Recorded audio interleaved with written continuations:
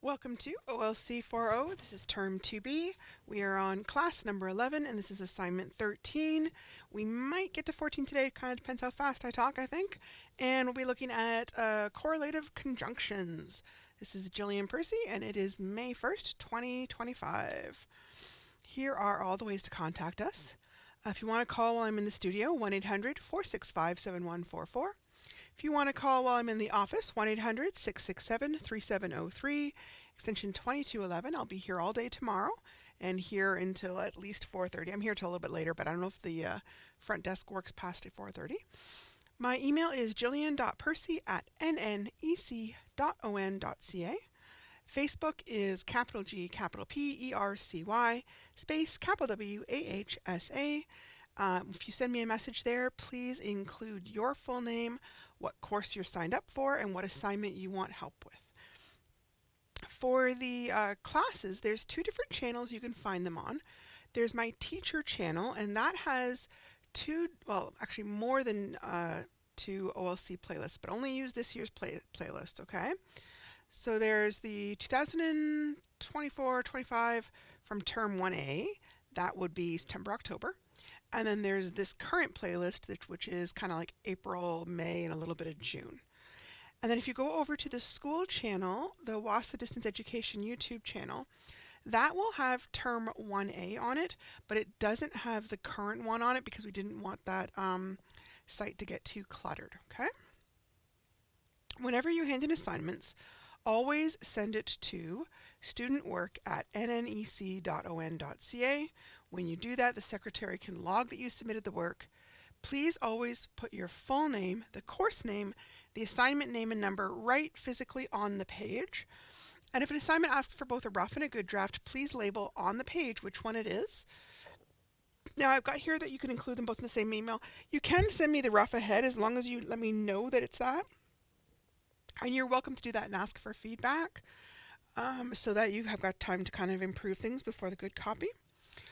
There are a lot of different ways you can hand in assignments. You can go to the DEC at your learning center and ask them to scan it and send it to me. If you do that, make sure to hang on to your originals. Don't just hand them away because you'll need them for the portfolio. You can also fax them over 1-800-463-7852. That's in Ontario, or 1-877-990-2023. That's in the rest of the nation. You can email it me with the assignment as an attachment, like we said, to studentwork@nnec.on.ca. You can also share documents with me through Google Docs. Now, if you do that, you have to send it to me directly because I don't think it works through Student Work. And I will end up downloading it and sending it through to Student Work for you. Make sure you include me as somebody who can view it or edit it. Otherwise, I'll just see a message that says you're not allowed to view this, okay? You can mail it to me, but I don't recommend it. It takes a really long time. If you do that, make sure that you're sending me your copies, not your originals. A lot of people choose to hand things in by photograph. Now, I would prefer scanner, but I know some people aren't always comfortable with it. A photograph, if you do it, must be clear and easy to read, and then you can send or share it as an attachment rather than putting it into the body of the email. Using the scanner is better. It's about as easy as taking a photograph. The only difference is I get a much higher quality, okay? And it'll put it as a PDF rather than as like a ping, and so it just comes off a little bit better. So you put some sort of scanning program down into your computer. I use Adobe Scan because it's free. Then you would line it up and take your picture, play with your borders, keep on doing that over and over again until you have all your assignments put in there. Hit continue when you're done, and then you can preview through it and see if you need to reorder anything or retake any of the pictures. Then save the PDF, give it a name, and at that point you can send it to me, or you can put it into your Google Drive and send it to me, however you want to do it. You do want to hang on to your assignments in case I ask you to redo something. And also, again, because at the very end we do a portfolio, so you want to make sure I don't have the only copy, right? This is currently week 3. And this is a 9-week course.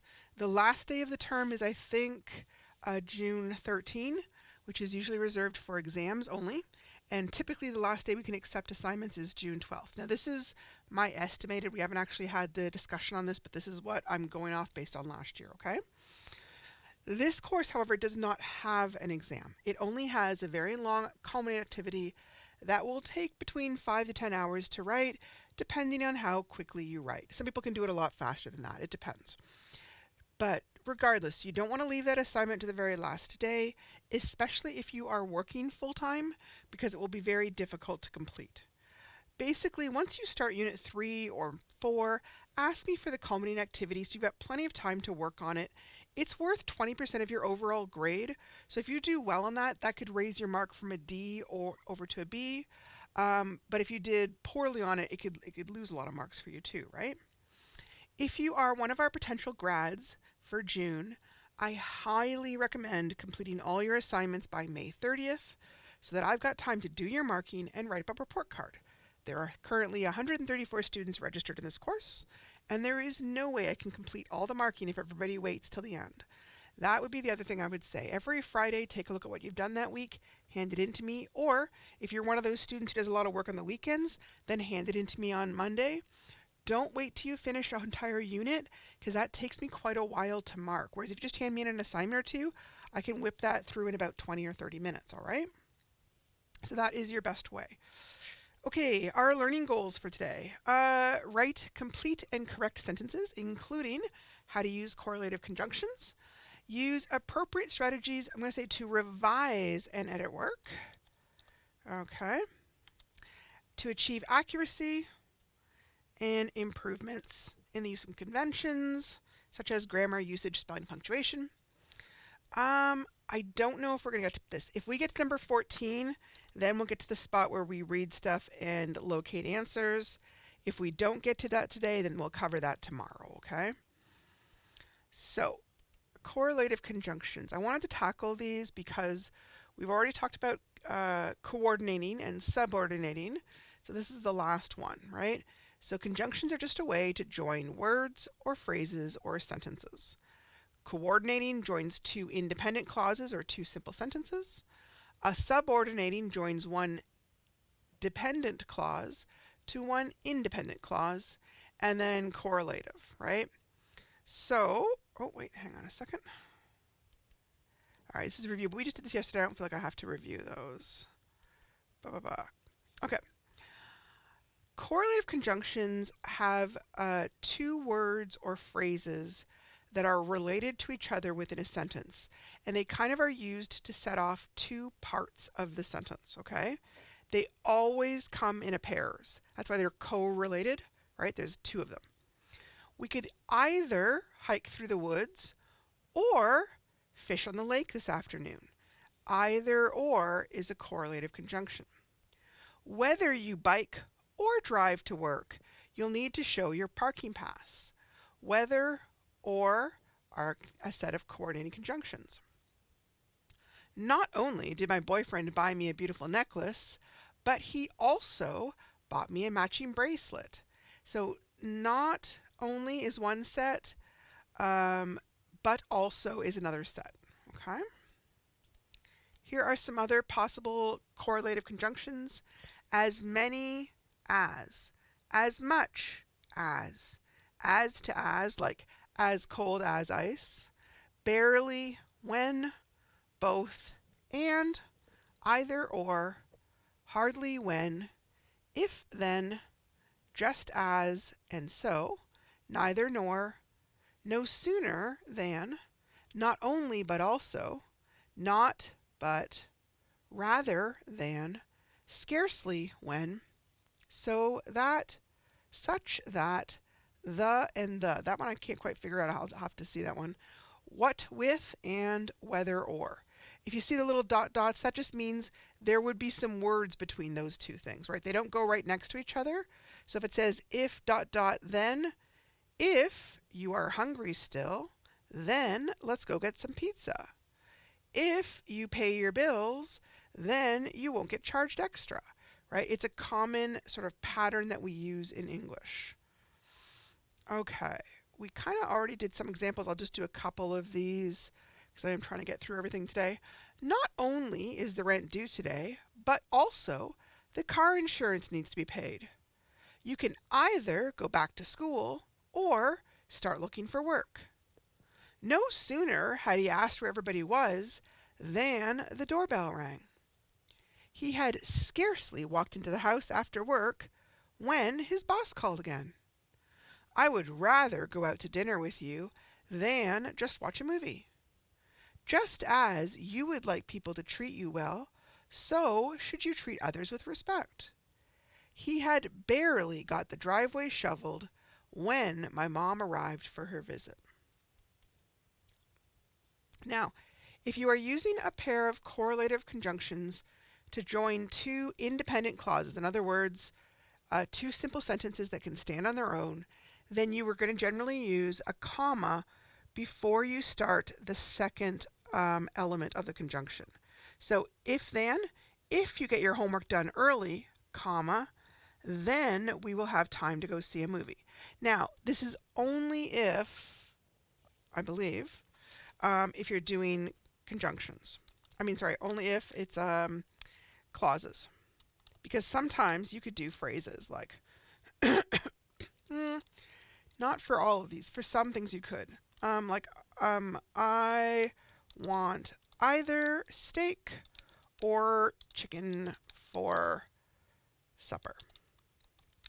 Okay, so here I've got the either and the or.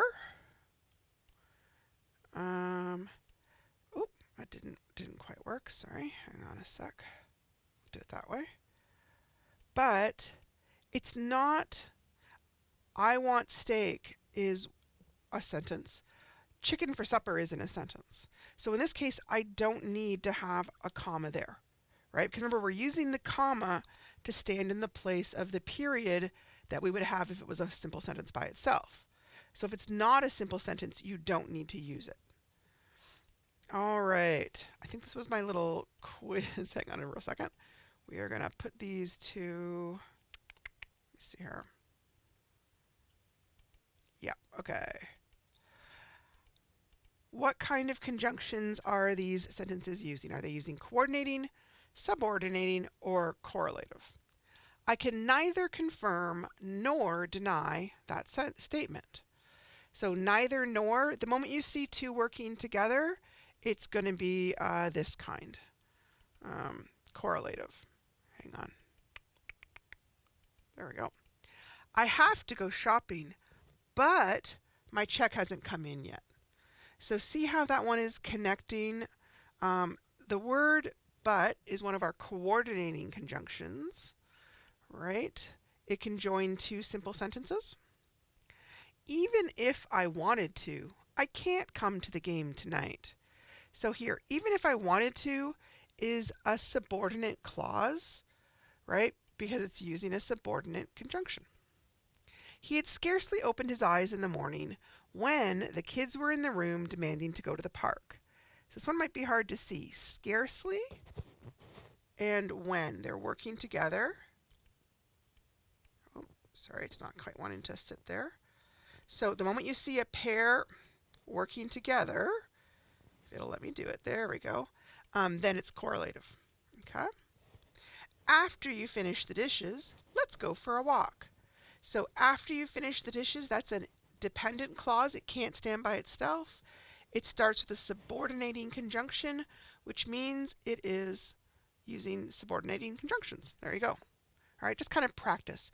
It doesn't matter so much that you know what these are called. It does matter that you know how to use them, okay? Now, yesterday, we were kind of partway through assignment 13. We hadn't quite finished. I wanted to kind of finish that up today. So the big thing was we have that whole list of revisions, and you're going through your the copy of assignment 12 that you created about the news story about chapter 1, and you're trying to see how can I improve my work, okay? And we're doing this specifically because this is something that was very hard for students last year, where a lot of times people would make minimal changes, like they would correct a small spelling mistake or correct a capitalization error, and they didn't really seem to know how to do revisions. So that's why we're talking about it. So we talked before about the ARMS acronym, right? So A for adding details, R for removing things, M for moving things, and S for substituting things. So the first two are ways that you could add stuff. You could add details, examples, or sentences. Number one, add at least 3 new sentences that give significantly more information or details. Now, those could be 3 together, or they could be 3 kind of over the whole course of your page. Or you could add another paragraph to add significantly more details. This is a great way to increase the length if it's not long enough. Think about, is there an aspect of the event or the crime and its results that haven't been mentioned yet? Is there someone's opinion who it's really important to add that we haven't talked about yet? Because maybe that could turn into another paragraph.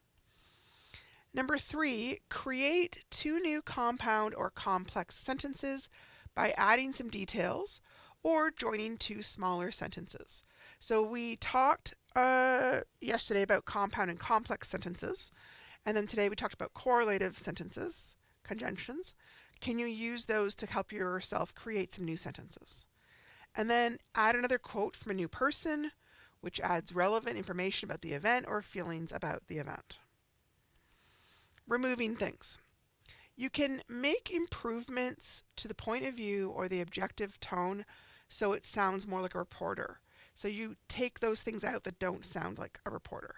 So if you wrote the story in the first person, like, I saw him do this, I saw Jimmy do that, take the word I out and change it to a third person or more neutral phrase.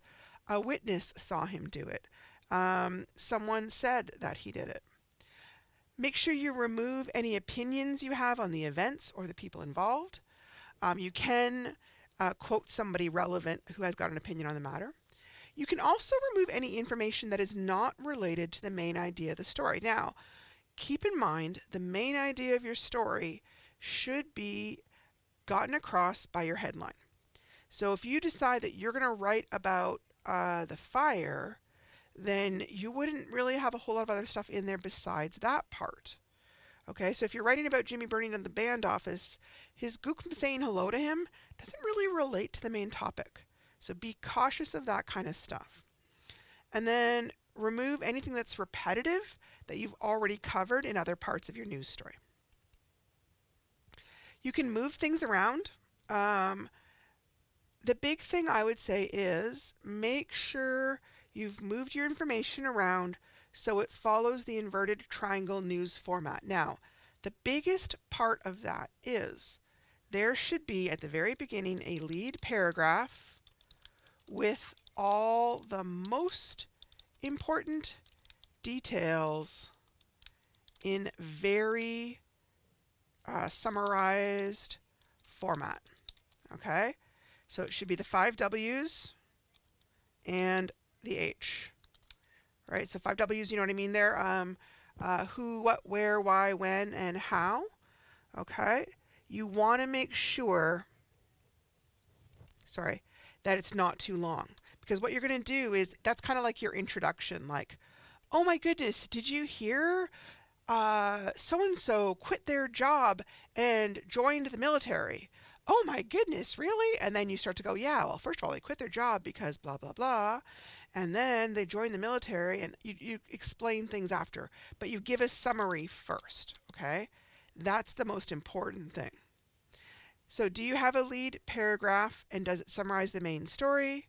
And then does the next paragraph or two expand on the relevant details to create a more complete picture of the event? That might include quotes, and have I left your important details to the end of the story? So if you originally wrote your stuff kind of as a summary where everything's in order, this is where you may have to move stuff around and group things differently. It's still the same information, but you're grouping it so it follows the news story format instead of a summary format. Okay, the other part is substituting. Substituting, I also think of as trading. You're taking one thing out, but you're putting something else in. It could be words, phrases, sentences, anything that's going to make your writing more detailed, descriptive, or interesting. So you could improve the vocabulary or word choice. You could add some adverb phrases. Now, normally when we're writing, if we're just writing for ourselves, we use everyday language or even slang that we would normally use among our friends. But a newspaper is supposed to be more formal, right? First of all, it's written to adults of all ages. Like somebody, as young as 5 could be reading some things, and people as old as 90 or 100 could be. So you want to make sure that they're using standard language that everyone understands. So generally, newspapers don't use slang because slang changes with each generation. So every 15 to 20 years, those maybe even sooner these days, it changes, right? So if you were using the word Riz or Sigma, not everybody's going to know what that means. So papers wouldn't use those kind of things. Same thing where you wouldn't use short forms like LOL or emoji faces. This is formal writing. If you're stuck on how to say things in a fancier way, you can always use a thesaurus to help pick words that might be more interesting or less repetitive or express your meaning more clearly. Sometimes we can just get stuck and can't think of a different way to say something, and using a thesaurus can be really useful if that happens. Number 8, adverb phrases. A lot of times people initially start writing exactly how they talk. And when we talk, we often don't add a lot of adjectives or adverbs. We kind of keep things to the bare minimum. So here I'm sort of inviting you to add on the kind of information that you might not normally have. So I might say something like, oh, the man arrived by airplane. But in writing, I might add, yesterday morning, the man arrived by airplane, accompanied by his lawyer. Or, due to his illness, the man arrived by airplane at the water base by the nursing station. So in both cases, I'm telling you a lot more information. Here I'm telling you when and who was with him. Here I'm telling you why and where he went to. So adverb phrases are super useful for adding for more information. Now, those are all the revising things. We're also doing editing. I just kind of put it all in one checklist because I didn't want to make this assignment too long. Editing is where you're looking at the small, fussy things, the grammar, the spelling, the punctuation, capitalization, all that kind of stuff, right? I always use the acronym CUPS to remember it. C equals capitalization, U equals usage, P equals punctuation, and S equals spelling. Okay. So all these ones are kind of the fussy bits. All right. I'm going to go through them kind of one by one. Number 9, see if you can improve at least 3 usage errors. This is the kind of thing where you could add articles, a, an, or the to singular nouns, or create subject-verb agreement. So talking about singular nouns, this is not all languages have this. Okay, this is a big thing in English though. Singular nouns must have an article in front of them. A, an, or the could be a car, an apple, or the table. Now, there can be one or more adjectives between the article and the noun, like a bright red car, a dirty apple, the old wooden table. A and an are general. They're non-specific. Any car, any apple. The is a definite article. It means a very specific one, like the car that hit you. Now, this doesn't apply to plural nouns. You can sometimes use the with plural nouns. You would never use a or an because they imply one. Okay? Do a quick check to make sure that all your singular nouns have an article in front of them. Sometimes they can be easy to miss because I don't think this necessarily is true, like I said, in other languages, and so then it's really easy to forget it. So here's an example where I've left out the articles in the entire paragraph, and it sounds a little wonky because of it. One time, young boy was walking through forest. Okay, one time, a young boy was walking through. Now, I could say a forest or the forest. For me, the forest sort of makes more sense. He was eating a apple. Okay, now there is an article here, but it's a. And a apple sounds a little bit awkward. So whenever there's a vowel at the very front of the word, we use an. It's a little easier to say. He was eating an apple. Suddenly, he spotted fox. A fox. The fox was creeping up on poor rabbit. A poor rabbit. Unless rabbit was his name, otherwise we have to use it this way. Who had no idea the fox was behind him. The boy shouted at the rabbit, because this is a specific rabbit now, right? Hey, look out! The rabbit jumped in the air just as Fox pounced to catch him. Just as the fox pounced to catch him. Unfortunately, the fox only caught the air. Now, we started off with a because it's just kind of any general one. But as we're going through the story, we're wanting to make sure that you know it's this specific fox. So that's why it begins to change to the fox, the rabbit, the boy. So it's starting off more general, but it's getting more specific as we go along. Subject-verb agreement is a little bit tricky. And this is where the subject, the noun or the pronoun, needs to match the verb that follows it. And what I mean by this is if the subject is singular, it needs a singular verb, and a plural subject needs a plural verb. Now, the tricky part about this is nouns, we add an S to make something plural. That's not what we do for verbs. That's the confusing part. So if I say I run, you run, he, she, it runs. I don't know why we add an S there, but we do. It needs to be there. We run or they run. So here, the default is the word run other than for he, she, or it when we add the S. Then,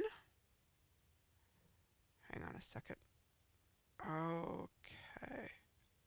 And then the other one is when we use the verb to be.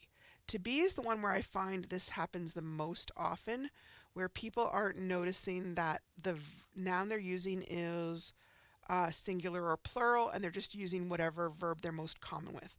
To be is a tricky verb because if you can see, it literally isn't in there, right? Because the conjugation for to be is like am, are, is, so it's kind of tricky. So I am cold. You are cold. He, she, it is cold. All of those, am, are, and is, are types of the verb to be. We are cold, they are cold. So what I couldn't say is I couldn't say they is cold. Because when I use is a singular verb. It's meant to go with he, she, or it. It doesn't make any sense with they. Hang on, let me see if it'll let me strike it out. Okay, that's the big thing to watch out for there. So then the type of sentence errors. There are some really common sentence errors that students are prone to, and so that's the one we're kind of talking about right now. One is run-on sentences, where a whole bunch of sentences are joined together incorrectly. And the other is comma splice errors, which are somewhat similar, where at least two, but sometimes more, sentences have been joined together with a comma, which is not what we can do. They still have the same effect on the reader. They can be a little bit hard to read, and especially long run-on sentences. You really want to try and tackle these in your revising. I specifically look for them when I'm marking. It is one of the items I really, really look for as I'm marking your stuff. So you 100% want to look at this, okay? Run-on sentences are any sentences where two or more independent clauses or simple sentences are joined together or run together incorrectly. I've seen really extreme examples of this where people wrote an entire paragraph or even entire page as all one gigantic sentence. I think sometimes people were told this, there's a phrase that we were told sometimes was when you're finished your thought. And I think some people thought of that like, so I say everything I want to say and then I add a period. But they mean each individual thought in your process, okay? So that's why I talk about it differently and say subject plus verb. That's kind of the more traditional way to talk about it, and it's a little easier to understand, I think. Sometimes they'll substitute a comma instead of using a period. Other times they will join sentences together with phrase like and then, or so. So the next one here is a run-on sentence. In the summer, I went blueberry picking with my cousins, and I went fishing with them a lot. And we also went up to Fort Hope to visit some family, and then we went to Thunder Bay to do some shopping, and after that we hung out at Dryden Fair, and went on a bunch of rides, and it was so much fun. The moment you hear all those ands or and thens, that is a huge sign you've got a run-on sentence, okay? And it's going to be so much easier to understand if you go through and shorten it up, okay? Generally, you take that big long sentence and split it up into several smaller sentences. It's okay to have two joined together, but you want to try and avoid stringing more than three together. Where do you split it apart? Well, sometimes students themselves recognize it. They put a comma at the end of the sentence, and then they start writing another sentence. If that's the case with you, take out that comma and stick the period in instead. Other times, students have used conjunctions like and then, or so, in which case take those out, put the period in front of them, and then start the next sentence. Again, you can do it with two sentences, but you don't want to have a whole string of sentences joined together that way. So here's an example of how that might look. In the summer, I went blueberry picking with my cousins. Now, there is a comma here, but if I took that and turned it into a period, is in the summer a complete sentence? No. So I can't change that into a period. In the summer, I went blueberry picking with my cousins and I went fishing. So right before the and, I'm going to put my period. Then I'm going to cross off my and, if it'll let me. Okay. And then start my new sentence. I went fishing with them a lot. And, okay, so I'm going to put a period in front of it. Now, we needs to start with a capital letter because it's the now a new sentence. So this would be out of there, right? It wouldn't be there anymore. We also went up to Fort Hope to visit some family. And, so I'm just going to take out the and put a period there, right? And see how then, what have I got to do with that T? I've got to turn it into a capital T, and this would come out. So that's the example of what we would do, and we would go through and fix them up so it's a little bit shorter sentences. Now, sometimes people aren't doing a run-on sentence, but they are doing what's called a comma splice sentence error, which is when they've used a comma between their sentences instead of a period. Okay? So here's an example of what that might look like. I was glad to try going back to school, comma, it was a chance for a new start. Now, we often do this in messaging, okay? How do we fix this? Basically, just like we were doing with the run-on sentence, take out the comma and put a period there instead. And then now the next word, it, I need to change that little letter into a big letter because now it's the beginning of a sentence. I was glad to try going back to school, period. It was a chance for a new start. Is there another way I can fix it? Well, some people like to use semicolons to separate two sentences that are complete all by themselves, but they're related in topic. In that case, I don't need to change the I in the it to an uppercase. I was glad to try going back to school, semicolon, it was a chance for a new start. I can also fix it by adding a conjunction to that comma. So a comma by itself cannot work, it's wrong. But if I add a conjunction, it could work. And it could be a subordinating conjunction or a coordinating conjunction, depending on the meaning of your sentence. I was glad to try going back to school, for it was a chance for a new start. That was a coordinating conjunction. I was glad to try going back to school because it was a chance for a new start.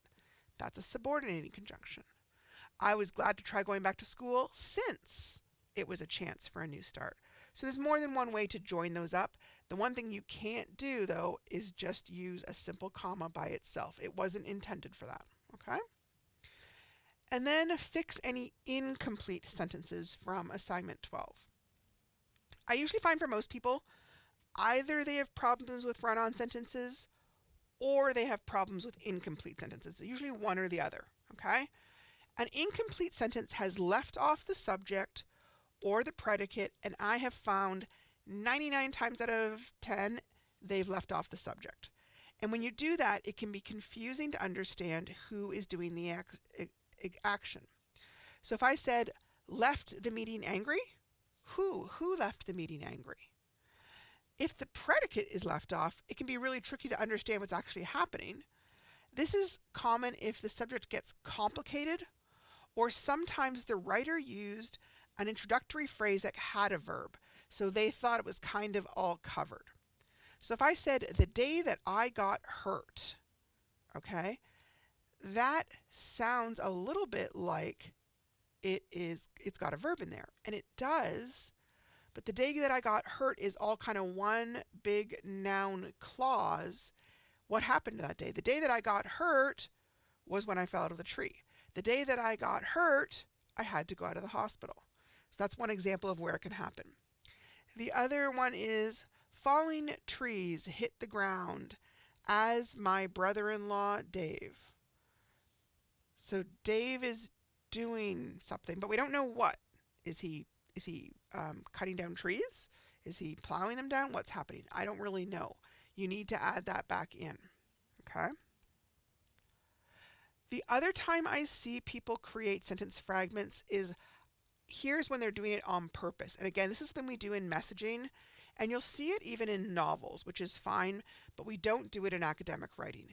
And it's when they're trying to create emphasis, like, I never should have gone there, period. Not with him. Now, not with him doesn't have a subject. It doesn't even have a verb. So I can't really have it a sentence all by itself, okay? I would have to phrase it differently and connect it to the first part of the sentence. I never should have gone there, comma, at least not with him. Now, if that sounds too soft, I could make it more dramatic by using a dash or an ellipse. I never should have gone there, dash, not with him. You could also use the ellipse, the dot, dot, dot. I never should have gone there, dot, dot, dot, not with him. Now that one sounds a little more contemplative. I don't know why, so that always sounds like silence, right? So that's one thing to be cautious of. And the other time is sometimes people are trying to give me examples, and they sort of split up their main sentence and separate it off from the examples. But you don't really need to do that. So here's a very similar type of sentence that I get. We love to go out in the bush and do outdoor stuff, period. Such as fishing, canoeing, having campfires, hunting, and things like that. But look at this sentence by itself, such as fishing. It doesn't stand by itself. There's no person. And the way I'm using these words, fishing, canoeing, they aren't working as verbs in that sentence. They're working as describing an activity. They're working as nouns. So I don't even know who it is. So I would need to link it back up to the main sentence. One way I could do that if I'm making a big list like I'm doing here is I could use a colon to start my list. We love to go out in the bush and do outdoor stuff such as fishing, canoeing, having campfires, hunting, and things like that. That's fine. I could also rewrite the second part and give it a subject. Some examples are fishing, canoeing, having campfires, hunting, and things like that. So those are the areas to be kind of cautious of for incomplete sentences. Where's my time? I had a little exercise, but I think we're going to hop over it in the interest of getting through things. And then number 12 is fixing any punctuation or capitalization errors from assignment 12. This is one of those things where some people are great at punctuation and some people really struggle with it. The most common errors I see is the one we've just been talking about, where people used a comma to join two sentences.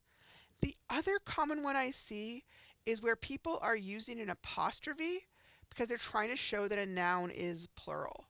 So here, like dog apostrophe S. So if I said, there were a lot of dogs at the park, this is wrong. Okay, because that's not what we use an apostrophe for. If I was talking about apostrophes, I would need to be having belonging.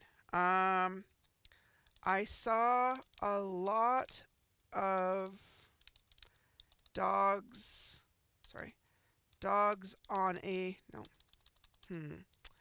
dogs leashes at the edge of the park.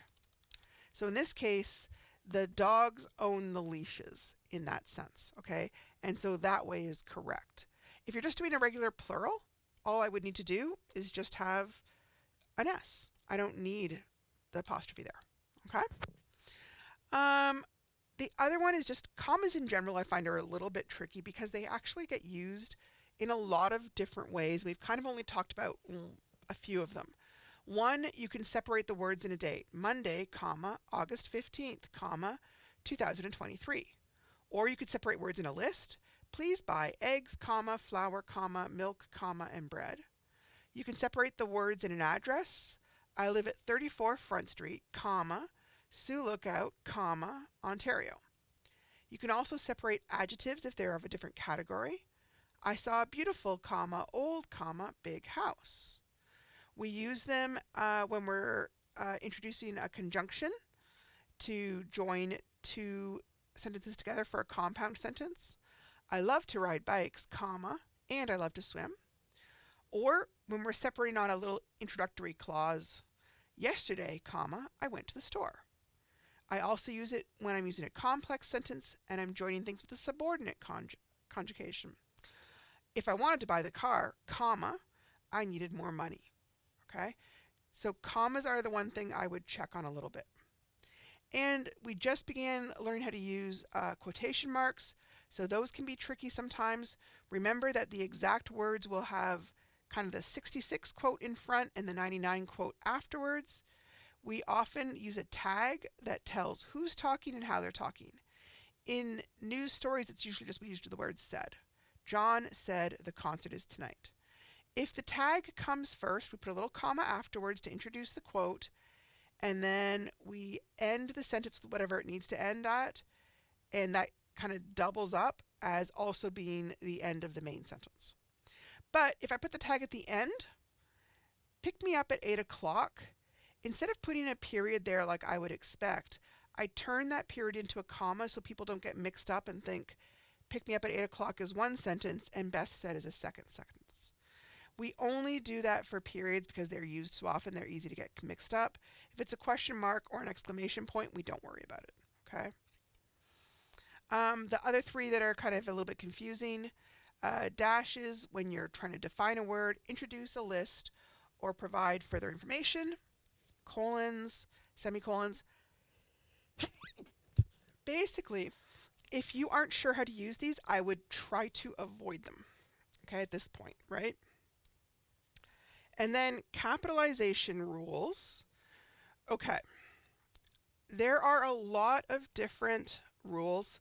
I'm going to say these first three are probably the most important ones that I see done wrong, okay? Names have to have a capital letter.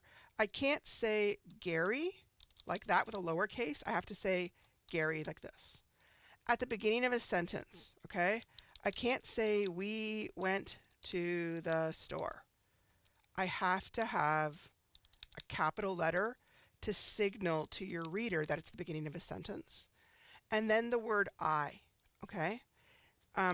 Including when I'm using it as a contraction like I'll or I'm, okay? I know some people get that mixed up with I and L mixed up.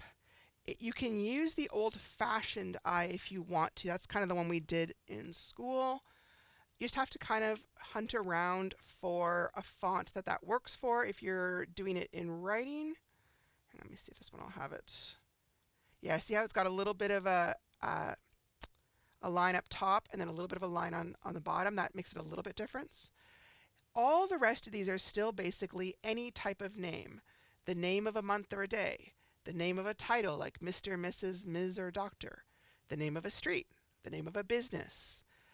Titles of books, movies, games. The names of places like towns, cities, reserves, provinces, states, countries, and continents.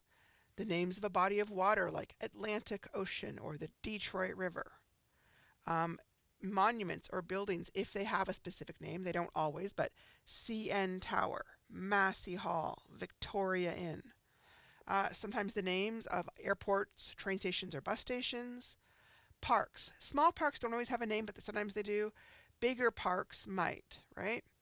And sometimes the names of natural landmarks like Mount Everest or Grand Canyon or Death Valley, right? And they will be capitalized to show that it's the actual name, not a description. Like I'm not describing a valley where lots of people die. That's actually the name of it. And then spelling errors. Okay. I know that these days most of us use spell check, and that is totally fine. But I want to point out it is a computer, it is not perfect, and it does not always catch all mistakes, which is kind of a shock sometimes to students, but it really doesn't. It depends a little bit on how good your software program is, but it also depends a little bit on what kind of mistake you're making. So, homophones. Homophones are words that sound exactly the same, but they have different spelling and meaning. The three most common ones you'll see there is 2, 2, and 2. So TO2 is a location, TWO2 is the number, and TOO means like also. And then there, and there, THERE is location, THEIR is possessive, like that's their car, their house. And then THEY apostrophe RE is a contraction for they are. So they're going to the mall. They're upset. They're walking down the hill. In that case, you're always talking about a group of people, not a place. And then it's versus its. IT apostrophe S is short form for it is. Like it is cold outside, it's cold outside. It is a beautiful day, it's a beautiful day. But if I just have ITS by itself, it's possessive. Like the dog hurt its paw. The car blew out its tire. There are also near homophones. These are not true homophones. They technically do not sound exactly the same if they're pronounced correctly, but they're words that are really commonly mispronounced or misused, and so you may have heard it wrong so many times that you're not really aware that there's a right and wrong way to say these things. So then and than. When we're talking, it's easy to slur those so they sound the same. THEN is a sequence or timing, like first I went to the store, then I went to the gym. Than is comparing. I would rather have hot dogs than a hamburger. Affect and effect. You can see those are spelled almost exactly the same. Affect is when you change or influence something, like, oh, the neighborhood boy is so sweet, he's having a good effect on our son. Effect is the result of something. So the effect of the terrible rain was a flood. And then similarly, accept and accept. To accept something is to receive it or to approve of it. To accept something is when you're excluding it or omitting something. And if you notice, I just noticed this now, and I don't think this is always true, but for these ones, it's all E versus A, and those are said very closely in your mouth. They're very similar to where you say them, okay? The other thing is words that have very similar meanings, or when there's a noun versus a verb format that are very similarly spelled, okay? It might catch those. So advise, ADVISE, is when it's a verb. I'm counseling you. I'm advising you not to do that. I'm advising you to put some money away. But advice, ADVICE, is the noun. It's the suggestions that you actually got. I got some good advice from my banker. My mom gave me some advice about how to handle my boyfriend, that idea. Another one would be thinking like imply versus infer. Now, those don't look alike or really sound alike, but they're kind of talking about a similar concept. If I implied that somebody is being mean, I'm getting the idea across without saying it directly. Maybe I raise an eyebrow. Maybe I make a face. Maybe something in my tone makes it clear what I think. Inferring is the listener. The listener might infer or draw a conclusion about something without being directly told. They're looking at somebody's body language or their face, or they're putting two and two together. So one is the speaker and the other one is the listener, or one is the writer and the other one is the reader. So they're talking about the same concept but from two different sides. That's another one that gets confused a lot. Now, once all your revisions are done, remember that you're going to underline them so I can see them and number them. Okay? That way I know what I'm looking for. If you just do all the revisions and I can't find them, it's really hard for me to mark. And then you're going to hand me in both the marked up copy and the neat copy. I mark the final copy for 10 marks. The revised copy gets marked for 12 marks. I really need to see them together to be able to mark it well. So the B one should be nice and clean and crisp, and 13A should be not messy, but it's marked up. It's got your revisions physically on it, okay? And then this is the marking rubric that I use for 13B, okay? It's pretty similar to what we used for 12, I think. It focuses maybe a little bit more on some revision and stuff, but that's basically the same idea. And it is time. I can see the next teacher getting ready to teach, so I'm going to wrap up. There is no more classes this week. We don't start up again until Monday. If you have any questions, feel free to call or message me. And again, I'm here all day tomorrow, so it'd be a great time to call and talk to me, okay? Take care and have a good evening.